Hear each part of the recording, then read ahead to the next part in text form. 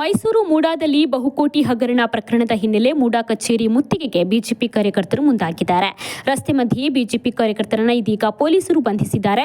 ಪೊಲೀಸರು ಮತ್ತು ರಾಜ್ಯ ಸರ್ಕಾರದ ಧಿಕ್ಕಾರವನ್ನು ಕೂಗಿ ಪ್ರತಿಭಟನಾಕಾರರು ಆಕ್ರೋಶವನ್ನು ವ್ಯಕ್ತಪಡಿಸಿದ್ದಾರೆ. ಪ್ರತಿಭಟನಾಕಾರರನ್ನು ಪೊಲೀಸರು ಬಂಧಿಸಿ ಪೊಲೀಸ್ ವಾಹನದಲ್ಲಿ ಕೊಂಡೊಯ್ದಿದ್ದಾರೆ. 50:50 ಅನುಪಾತ ಸೈಟ್ ಹಂಚಿಕೆ ಹಗರಣದ ವಿಚಾರವಾಗಿ ಬಿಜೆಪಿಯಿಂದ ಮೂಡಾ ಕಚೇರಿಗೆ ಮುತ್ತಿಗೆ ಯತ್ನ ನಡೆದಿದೆ.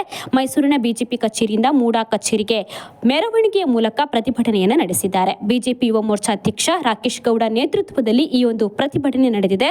ಸಚಿವ ಭೈರತಿ ಸುರೇಶ್ ಅವರು ರಾಜೀನಾಮೆಗೆ ಒತ್ತಾಯಿಸಿ ಪ್ರತಿಭಟನೆ ಆಗಿದೆ. ಪ್ರತಿಭಟನಾಕಾರರನ್ನ ಪೊಲೀಸರು ಅರ್ಧದಲ್ಲೇ ತಡೆದಿದ್ದಾರೆ. ಮುನ್ನೆಚ್ಚರಿಕೆಯ ಕ್ರಮವಾಗಿ ಪೊಲೀಸ್ ಬಿಗಿ ಬಂದೋಬಸ್ತ್ ಅನ್ನು ನಡೆಸಲಾಗಿತ್ತು. ರಸ್ತೆಗೆ ಬ್ಯಾರಿಕೇಡ್ ಅನ್ನು ಕೂಡ ಹಾಕಿ ಪೊಲೀಸರು ಪ್ರತಿಭಟನೆಯನ್ನು ತಡೆದಿದ್ದಾರೆ.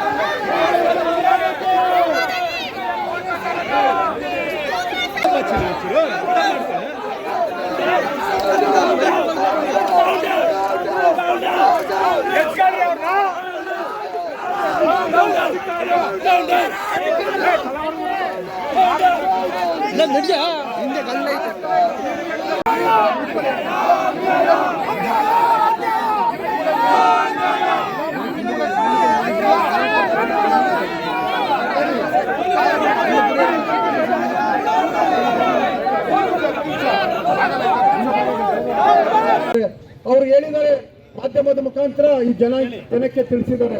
ಇದನ್ನ ತನಿಖೆಗೆ ಮಾಡಿದ್ರೆ ನಾನೇ ಎಲ್ಲ ದಾಖಲೆಗಳನ್ನ ಕೊಡ್ತೇನೆ ಅಂತಕ್ಕಂಥ ಮಾತನ್ನ ಹೇಳಿದ್ದಾರೆ. ಅಂದ್ರೆ ಸರ್ಕಾರ ಇವತ್ತು ನೇರವಾಗಿ ಲೂಟಿ ಮಾಡಲಿಕ್ಕೆ ನಿಂತಿರ್ತಕ್ಕಂಥದ್ದು ನಾವು ನೋಡ್ತಾ ಇದ್ದೇವೆ. ಈ ಸರ್ಕಾರಕ್ಕೆ ನಮ್ಮೆಲ್ಲರೂ ನಾವೊಂದು ಧಿಕ್ಕಾರವನ್ನ ಕೂಡಬೇಕಾಗಿದೆ.